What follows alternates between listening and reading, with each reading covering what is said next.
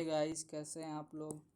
दोबारा मेरे चैनल पे आके कैसा लग रहा है, आप लोग अपना शेयर कमेंट कीजिएगा।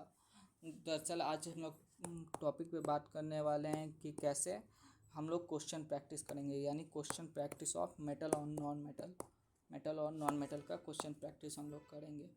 इसका पार्ट 1 और पार्ट 2 मैं बना के डाल चुका हूँ और शॉर्ट्स नोट्स भी ऑल्सो प्रोवाइड कर चुका हूँ, तो आप लोग वो भी देख सकते हैं। ठीक है, तो हम लोग बिना देरी किए कुछ अच्छे क्वेश्चंस कर लेते हैं। जैसे कि शुरुआत करते हैं हम लोग क्वेश्चन से, तो स्टार्ट करते हैं। एक क्वेश्चन है, state 2 ways to prevent the rusting of iron. तो एक तो पेंटिंग था, एक ऑयलिंग, उसके ऊपर हम लोग कर सकते हैं।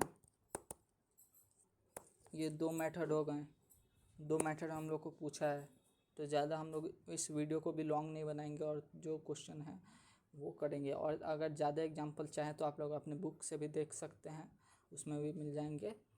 What is the meant by galvanisation. तो गैल्वेनाइजेशन वो होता है मेथड जिसमें हम लोग एक कॉपर या फिर एक प्लैटिनियम का हम लोग एक लेयर चढ़ा देते हैं, या फिर जिंक का भी बोल सकते हैं, एक लेयर चढ़ा देते हैं ताकि वो रस्टिंग से प्रिवेंट रहे। ठीक है, तो उसको ग्रेविटाइजेशन कहते हैं। वाई इट डन, क्यों करते हैं, from prevent from rusting, rusting से प्रिवेंट करने के लिए। और ये वीडियो थोड़ी लंबी होगी क्योंकि इस वीडियो में मैंने सिर्फ क्वेश्चन नहीं प्रैक्टिस करवाऊंगा बल्कि एनसीईआरटी भी रीड करवाऊंगा। तो थोड़ा आगे से आगे मैं किसी और नेक्स्ट वीडियो में दे दूंगा क्वेश्चन प्रैक्टिस के ज़्यादा से ज़्यादा, लेकिन इस वीडियो में हम लोग एनसीईआरटी कवर कर लेते हैं। तो स्टार्ट करते हैं एनसीईआरटी। तो स्टार्ट करते हैं metal and non metal NCERT with. ठीक है, in class 9th you have learnt about various elements. You have seen that element can be classified as metal or non-metal on the basis of their properties. Metal और non metal को उनके properties के ऊपर हम लोग बांट सकते हैं। जैसे कि पार्ट 1 में हम लोगों ने पढ़ा था कि मेटल सोनरस होते हैं, मेटल डक्टाइल होता है, कंडक्ट इलेक्ट्रिसिटी होता है, वेयर एज नॉन मेटल कुछ नहीं कर सकता है। तो फिजिकल प्रॉपर्टीज ऑफ मेटल यहाँ पे हम लोग पढ़ेंगे। ठीक है, तो think of some uses of metal and non metal in your daily life. आप लोग सोचिएगा इस पर ज़रूर। What property did you think while categorise element as metal और नॉन मेटल। इसको कैसे कैटेगराइज और हम लोग कर सकते हैं। तो बेसिकली जो इलेक्ट्रॉन लूज करता है और जो इलेक्ट्रॉन गेन करता है उस बता चुका हूँ मैं वीडियो 1 में, जिसमें आप लोग देख सकते हैं कि जो गेन करेगा वो नॉन मेटल, जो लूज करेगा वो जो लूज करेगा वो हो जाएगा हमारा मेटल। ठीक है, physical properties of metal. The easiest way to start grouping substance is by comparing their physical property. Let's us study with the help of following activities. Perform activity 3.1 to 3.6। Collect the sample of following metal: iron, copper, aluminium, magnesium, sodium, lead, zinc and any other metal that is easily available. तो इसमें बोल रहा है कि हम लोग को available जैसे मेटल हो जाए और कलेक्ट करके देखें और परफॉर्मिंग करें एक्टिविटी 1 to 1.6 तक। एक्टिविटी मैं किसी और में भी करा दूंगा। ऐसे हम लोग पहले एनसीईआरटी कर लेते हैं। एनसीईआरटी कर लेते हैं तो करते हैं। You will find that metal are generally hard होते हैं। ठीक है, hardness varies from metal to metal. हर मेटल की हार्डनेस अपनी अपनी होती है। You will find that some metal can be beaten into thin sheet. This property called malleability, जो कि हम लोग पढ़ चुके हैं। Did you know that gold and silver are the most malleable metal. अगर आप लोगों ने इसका पहला पार्ट और दूसरा पार्ट नहीं देखा है तो वहाँ जाके देख लीजिए अच्छे से, फिर ये समझ में आएगा आप लोग को एनसीईआरटी। क्योंकि मैं ज़्यादा कुछ इसमें ज़्यादा फुल्ली एक्सप्लेन करके नहीं बता रहा हूँ जितना उसमें मैंने एक्सप्लेन करके बताया था। तो आप लोग वहाँ जाके देख सकते हैं।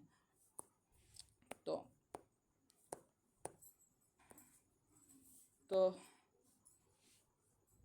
the ability of metal to drawn into sheet is called wire called thin wire called ductility।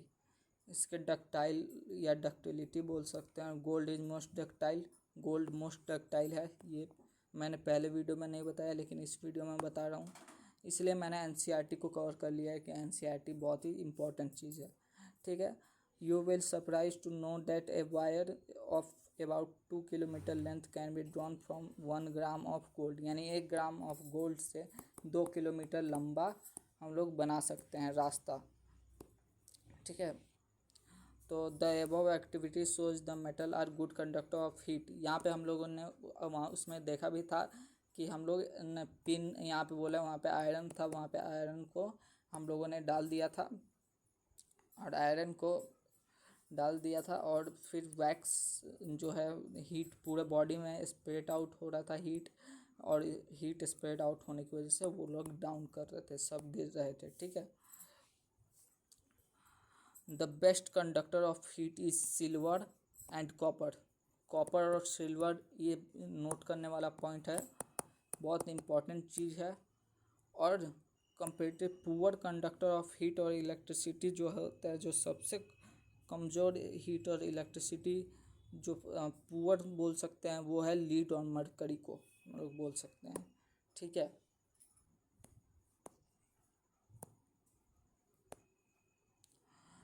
You must have seen that the wire that carry current in your home have a coating of PVC or a rubber-like metal. Why electric wire coated with such substance? हम लोग जानते हैं किस क्यों करते हैं इससे substance से, ताकि एक तो हम लोग को करंट से बचें, सीधा बात भाई यही है कि करंट से बचें, और दूसरा बात कि हम लोग इसको रस्टिंग से भी बचाना चाहते हैं। इसलिए जनरली कॉपर रस्ट करता है नेटिव स्टेट में होने के बावजूद, नेटिव एलिमेंट होने के बावजूद, क्योंकि नेटिव एलिमेंट है, वो किसी के साथ ना कोरोज होगा ना रिएक्ट होगा। तो लेकिन कॉपर को हम लोग पूरी तरह से नेटिव एलिमेंट नहीं कर सकते हैं, क्योंकि वो कोरोजन उसमें होता है और उसका सल्फाइड या ऑक्साइड भी फॉर्म बनता है। तो उसके बाद नेक्स्ट पॉइंट है हमारा, what happen when metal strikes hard substance? Do you produce sound? The metal produce sound on striking hard substance, said sonorous. Can you say why school bells are made of metals? metals का क्यों बना होता है school bell? हम लोग जानते हैं क्योंकि वो सोनरस प्रोवाइड करता है। सोनरस मतलब साउंड प्रोड्यूसिंग होता है, साउंड प्रोड्यूसिंग सोनरस होता है। और नॉन मेटल, अब नॉन मेटल का हम लोग बात करते हैं। तो non metal, in the previous classes you have learn that there are very few non-metal as compared to metal. Some example of non-metal are carbon, carbon एक एग्जाम्पल है, सल्फर, आयोडीन, ऑक्सीजन और हाइड्रोजन भी इसके example हो सकते हैं।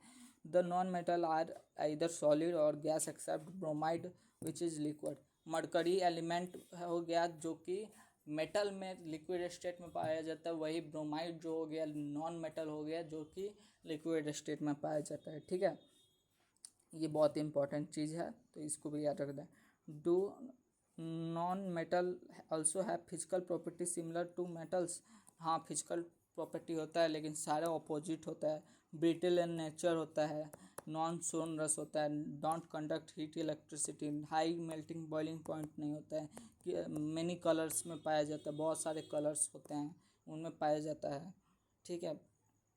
On the basis of observation record, table 3.1 discuss the general physical property of metal and non-metal. Must have conclude cannot group element according to their properties of alone their exception. For example, all metal mercury exists solid room temperature. You have observed metal at highly melting point. Metal के पास high melting and boiling point होता है, where mercury room temperature पे liquid form में होता है, ठीक है, जो कि हम लोग पढ़े हैं।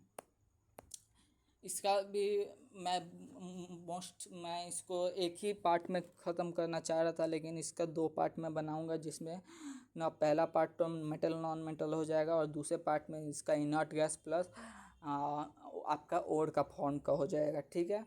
तो point of gallium and caesium है वेरी लो मेल्टिंग पॉइंट। ये 2 पॉइंट एनसीईआरटी के हैं, तो याद रखिएगा। गैलियम का Ga होता है और सीजियम का Cs होता है, Cs बहुत लो मेल्टिंग पॉइंट होता है। Iodine is non metal, it is lustrous. Iodine एक एक्सेप्शन है जो कि लस्टरस होता है, ठीक है। Carbon is non metal, exist different form, each of allotrope. Allotrope कहने का मतलब कई सारे फॉर्म में पाया जाता है, जैसे डायमंड हो गया, ग्रेफाइट हो गया, ये सब इसके अलग अलग ट्रॉप हो गया। 660 जिसको हम लोग कहते हैं, वो भी एक इसका फॉर्म है एलियोट्रॉप ऑफ। और ये सब जो होते हैं कंडक्टर, ग्रेफाइट, ये सब इलेक्ट्रिसिटी कंडक्ट कर देते हैं, लेकिन हार्ड नहीं होते हैं। कुछ कुछ एक्सेप्शन है जिसको आप लोग को याद रखना होगा। Alkali metal lithium, sodium, potassium are soft cut with knife. Lithium को एक याद रखेगा, सोडियम पोटेशियम तो मैंने बताया था। लिथियम को याद रखेगा कि इसको काट सकते हैं। Most non metal produce acidic oxide with dissolve water. Dissolve water के साथ मेटल एसिडिक ऑक्साइड प्रोड्यूस करते हैं, जैसे कि हम लोग जानते हैं। On the other hand non metal gives rise to basic oxide. Basic oxide non metal देता है और एसिडिक ऑक्साइड कौन देता है? मेटल देता है। ये 2 पॉइंट याद करने वाले हैं, ठीक है। केमिकल प्रॉपर्टीज ऑफ मेटल, अब यहाँ से हम लोग पढ़ेंगे chemical properties of metal. We learn about the chemical properties of metal following section. For example, aluminum, copper, magnesium, zinc and sodium। ये सब मेटल है और मेटल कुछ अपने प्रॉपर्टी होते हैं, जैसे इलेक्ट्रॉन लॉस करते हैं। और केमिकल में हम लोग देखेंगे तो जैसे कि मेटल हाइड्रोक्साइड बनाया था, मेटल ऑक्साइड बनाया था, ये सब इसके फिजिकल फॉर्म है। तो इसमें क्या याद रखना है? Metal plus oxygen metal oxide बनाता है, जिसका example copper plus oxygen copper oxide. Metal plus oxygen मिलके मेटल ऑक्साइड बनाता है। मेटल प्लस वाटर मिलके मेटल हाइड्रोक्साइड बनाता है और प्लस H2 बनाता है, जो अलग से मैंने बताया इसमें नहीं है। इसमें एक और दिया हुआ है कि जो एल्युमिनियम ऑक्साइड है, यानी मेटल ऑक्साइड प्लस एसिड मिलके मेटल क्लोराइड बनाते हैं, यानी साल्ट बनाते हैं, प्लस वाटर बनाते हैं। ऐसे तो एचएन में आप लोग देखने जाएंगे तो वहाँ पे H2 गैस दिया हुआ है, लेकिन H2 हम लोग लेके चलेंगे क्योंकि एनसीईआरटी में ये दिया हुआ है।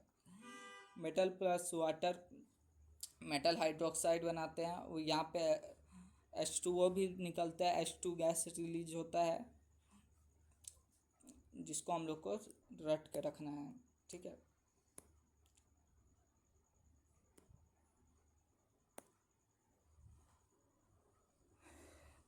ये सब जो पॉइंट्स हैं इनमें मेजर्स कुछ नहीं है, बस जिंक के ऑक्साइड और फॉर्म के बारे में बताया है। जैसे कि मैंने पिछले वीडियो में बताया था, एल्युमिनियम स्टीम के साथ करता है और मैग्नीशियम हॉट वाटर के साथ करता है, लेकिन सोडियम पोटेशियम किसी के साथ भी कर जाते हैं रिएक्ट। तो इसमें उतना कुछ नहीं है। फिर ये हम लोगों ने देखा था कि हाइड्रोजन इसमें रिलीज हो रहा है बबल के थ्रू, तो ये भी एक एग्जांपल है। Metal plus water metal oxide plus hydrogen gas release करता है, जो कि हम लोग देखें। What happen metal react with acid. अगर मेटल रिएक्ट करेगा एसिड के साथ तो वो बेस बना देगा, साल्ट बना देगा और बेस की तरह रिएक्ट करेगा, बेस की तरह। एम्फोटेरिक इसमें हम लोग पढ़ रहे थे, एम्फोटेरिक वो होता है जिसमें जो बेसिक और एसिडिक दोनों शो करता है। तो देखा जाए तो डाइल्यूट एसिड के साथ साल्ट प्लस हाइड्रोजन रिलीज करता है। ये एकदम नोट करने वाला पॉइंट है, दोनों बुक में दिया हुआ है अच्छे तरीके से, इसको याद करने वाला पॉइंट है। ओके गाइस, तो नेक्स्ट जो पार्ट है, नेक्स्ट पार्ट में आगे अगर मैं कवर कर लूँगा। तो अभी के लिए इतना ही। Thank you very much. Thank you. Video अच्छा लगा तो लाइक कीजिएगा, शेयर कीजिएगा, सब्सक्राइब कीजिएगा। Thank you.